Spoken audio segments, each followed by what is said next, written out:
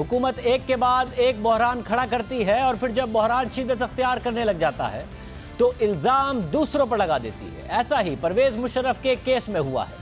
Chief justice Asif Saeed खोसा आज retire हो गए और कल नए चीफ जस्टिस गुलजार अहमद हल्फ उठाएंगे और वो तकरीबन 2 साल तक मुल्क के चीफ जस्टिस रहेंगे।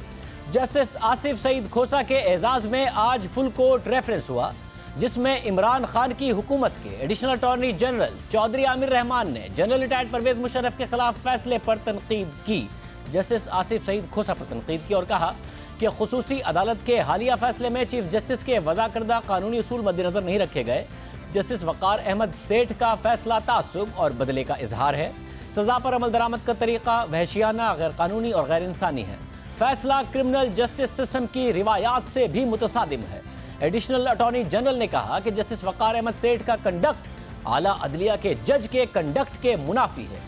बोझल दिल से कहता हूं कि जस्टिस खोसा ने सहाफ़ियों से गुफ्तगू में खुसूसी अदालत के फैसले की उस वक्त हिमायत की जब तफसीली फैसला आना बाकी था।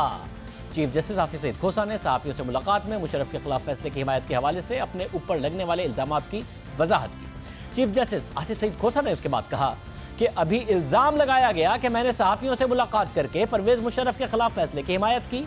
मेरे और पूरी अदलिया के खिलाफ एक घिनौनी मुहिम शुरू कर दी गई है, लेकिन सच सामने आएगा और सच का बोलबाला होगा।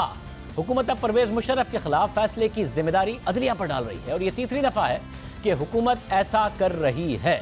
हुकूमत अगर समझती थी कि परवेज मुशर्रफ के खिलाफ संगीन गद्दारी का ट्रायल नहीं होना चाहिए, या फिर हुकूमत समझती थी कि सिर्फ परवेज मुशर्रफ ही नहीं बाकी सबका भी ट्रायल हो, तो हुकूमत ये बर वक्त फैसला कर सकती थी। एक्सप्रेस ट्रिब्यून में शाया होने वाली हसनात मलिक की खबर के मुताबिक हाई प्रोफाइल केसेस में एक के बाद एक नाकामी के बाद हुकूमत की कानूनी टीम तनकीद की जद में है। आला हुकूमती ओहदेदार के मुताबिक हुकूमत की लीगल टीम ने जिस तरह से परवेज मुशर्रफ केस और आर्मी चीफ की मुद्दत मुलाजमत के केस को हैंडल किया है, उससे आला सिविल और अस्करी क़यादत खुश नहीं है। तहरीक इंसाफ हुकूमत में आई तो उसने परवेज मुशर्रफ के वकला को अहम कानूनी पोजीशंस दी। परवेज मुशर्रफ की वकालत करने वाले फरोग नसीम को वजीर कानून और परवेज मुशर्रफ का केस लड़ने वाले अनवर मंसूर खान को अटॉर्नी जनरल बना दिया गया। ये दोनों बहुत अहम कानूनी पोजीशंस हैं। इब्तिदा में ये दोनों अफराद जनरल परवेज मुशर्रफ के केस पर बात करने से कतराते रहे। फरोग नसीम से जब भी परवेज मुशर्रफ के केस पर बात की गई तो उन्होंने तबसरा करने से इनकार कर दिया।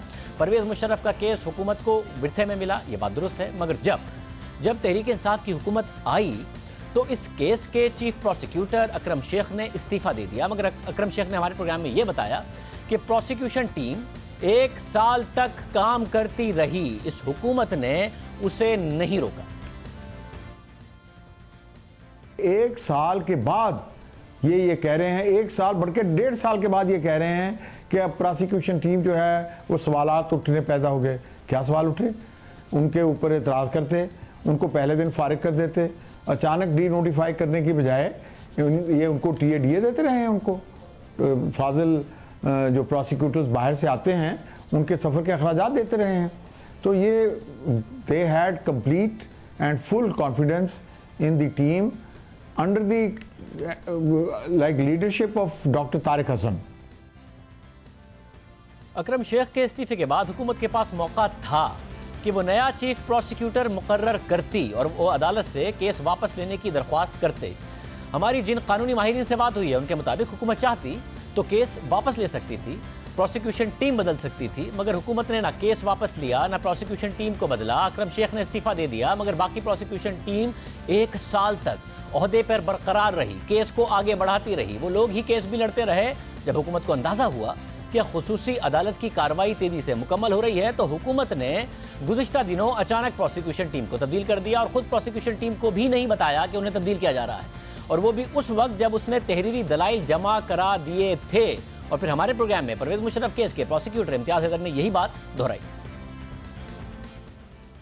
सब 22 रुकनी आपकी प्रोसिक्यूशन टीम थी, 6 साल से इस केस की पैरवी कर रही थी, तहदील कर दिया गया, आप लोगों को बताया गया था, मालूम था या मालूम ही नहीं था ये सारा का सारा मामला?